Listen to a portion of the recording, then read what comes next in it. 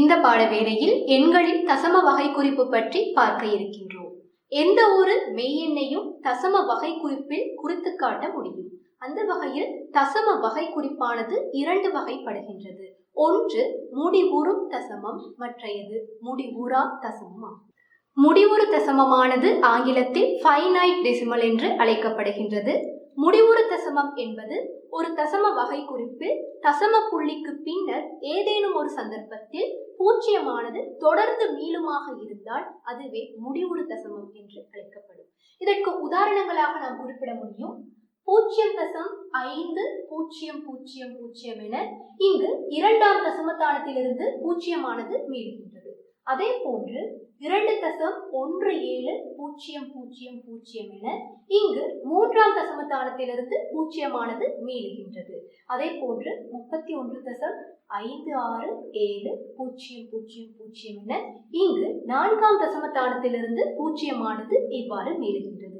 எனவே பூஜ்ஜியமானது தசம புள்ளிக்கு பின்னர் ஏதேனும் ஒரு சந்தர்ப்பத்தில் மீளுமாக இருந்தால் அதுவே முடிவுறு தசமம் என்று அழைக்கப்படும். அடுத்ததாக முடிவுறா தசமம் பற்றி பார்ப்போம். முடிவுறா தசமமானது ஆங்கிலத்தில் இன்ஃபினிட் டெசிமல் என்று அழைக்கப்படுகின்றது. முடிவுறா தசமமானது ஒரு தசம வகை குறிப்பில் தசம புள்ளிக்கு பின்னர் பூஜ்ஜியமானது மீளாமல் தொடர்ந்து இலக்கங்கள் முடிவில்லாமல் செல்லுமாக இருந்தால் அதுவே முடிவுறா தசமம் ஆகும். இந்த முடிவுறா தசமத்திற்கு உதாரணங்களாக நாம் குறிப்பிட முடியும். 0.3333 என மூன்றானது தொடர்ந்து இவ்வாறு மீளுகின்றது.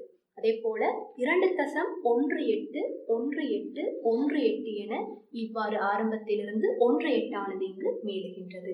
அதே போல 4.5167 என 5167 என்ற இலக்க தொகுதியானது மீண்டும் மீண்டும் முடிவில்லாமல் மீளுகின்றது.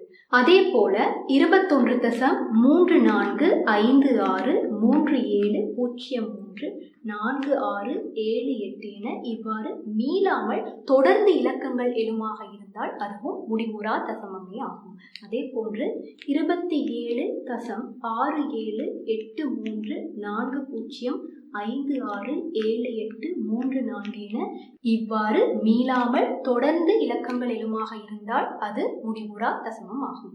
மேலும் உதாரணங்களை நாம் பார்ப்போம். இங்கு 0.333 என முதலாம் தசமத்தானத்திலிருந்து மூன்றானது மீளுகின்றது. அதே போல இங்கு 2.181818 என ஆரம்பத்திலிருந்து 18 ஆனது மீளுகிறது. அதே போன்று இங்கு 4.51675167 என இந்த இலக்க தொகுதியானது மீண்டும் மீண்டும் எழுகின்றது. இவ்வாறான முடிவுறா தசமங்கள் மீளும் தசமம் அல்லது மடங்கு தசமம் என்று சிறப்பு பெயர் கொண்டு அழைக்கப்படுகின்றது. இது ஆங்கிலத்தில் ரிகரிங் டெசிமல் என்று குறிப்பிடப்படுகின்றது. இனி நாம் விகிதமுறும் விகிதமுறா எண்களின் தசம வகை குறிப்பு எவ்வாறு அமைகின்றது என்பதை பார்ப்போம். இங்கு சில விகிதமுறு எண்களும் அதன் தசம வகை குறிப்பும் காணப்படுகிறது.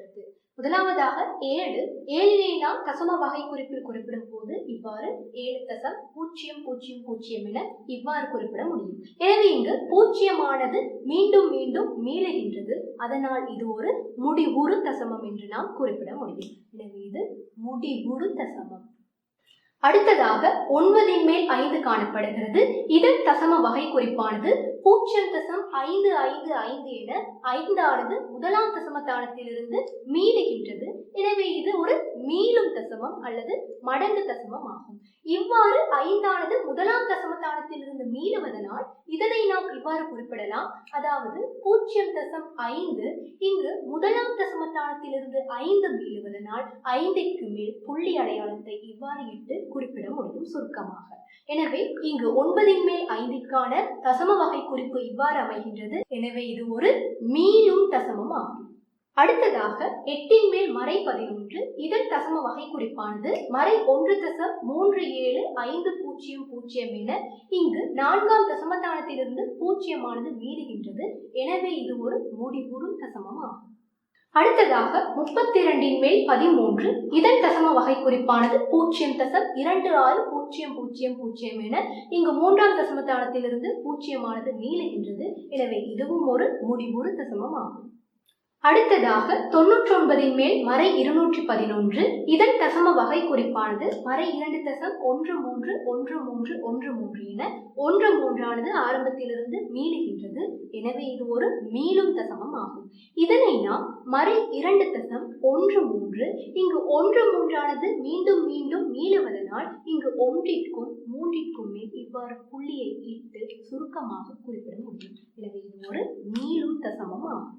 அடுத்ததாக 360 மேல் 41 இதன் தசம வகை குறிப்பானது 0.1338888 என இங்கு 8 4ஆம் தசமத்தானத்திலிருந்து மீளுகின்றது. எனவே இவ்வாறு மீளுவதனால் இதுவும் ஒரு மீளும் தசமமே ஆகும். எனவே இதனை நாம் குறிப்பிட முடியும் 0.133 8 4ஆம் தசமத்தானத்திலிருந்து மீளுவதனால் இங்கு 8ற்கு மேல் இவ்வாறு புள்ளியிட்டு சுருக்கமாக குறிப்பிட முடியும். எனவே இது ஒரு மீளும் தசமம் ஆகும். எனவே இங்கு விகிதமுறு எண்களின் தசம வகை குறிப்பை நாம் பார்க்கும் போது இவை முடிவுறு தசமமாகவும் மீளும் தசமமாகவுமே காணப்படுகிறது. எனவே இதிலிருந்து நாம் ஒரு முடிவுக்கு வர முடியும். விகிதமுறும் எண்களின் தசம வகை குறிப்பானது முடிவுறு தசமமாகவோ மீளும் தசமமாகவோ அமையும் என்று. அடுத்ததாக விகிதமுறா எண்களின் தசம வகை குறிப்பு எவ்வாறு அமைகின்றது என்பதை பார்ப்போம். இங்கு சில விகிதமுறா எண்கள் காணப்படுகிறது. அதன் தசம வகை குறிப்பும் காணப்படுகிறது. இங்கு வர்க்கமூலம் 2 தசம வகை குறிப்பானது 1.42135623737309 என இவ்வாறு மீளாமல் தொடர்ந்து எழுகின்றது. எனவே இது ஒரு முடிவுறா தசமம் ஆகும். அதே போன்று பையின் பெருமானத்தை நாம் பார்க்கும் போது இதுவும் 3.14151526535398973 என மீளாமல் தொடர்ந்து செல்கின்றது. எனவே இதுவும் ஒரு முடிவுறா தசமமே ஆகும். அடுத்ததாக வர்க்கமூலம் 5 தசம வகை குறிப்பை பார்ப்போம். 2.23566797749978 என மீளாமல் இதுவும் தொடர்ந்து செல்கின்றது. எனவே இதுவும் ஒரு முடிவுறா தசமமே ஆகும். அடுத்ததாக இங்கு வர்க்கமூலம் 31 தசம வகை குறிப்பை நாம் பார்க்கும் போது அதுவும் மீளாமல் தொடர்ந்து செல்கின்றது. எனவே இதுவும் ஒரு முடிவுறா தசமமே ஆகும். எனவே இதிலிருந்து நாம் ஒரு முடிவுக்கு வர முடியும். விகிதமுறா எண்களின் தசம வகை குறிப்பானது முடிவுறா தசமங்களாகவே அமைகின்றது. இந்த பாடவேளையில் நாம் எண்களின் தசம வகை குறிப்பு பற்றி பார்த்தோம். அடுத்த பாடவேளையில் சேடுகள் தொடர்பாக பார்க்க இருக்கின்றோம். நன்றி.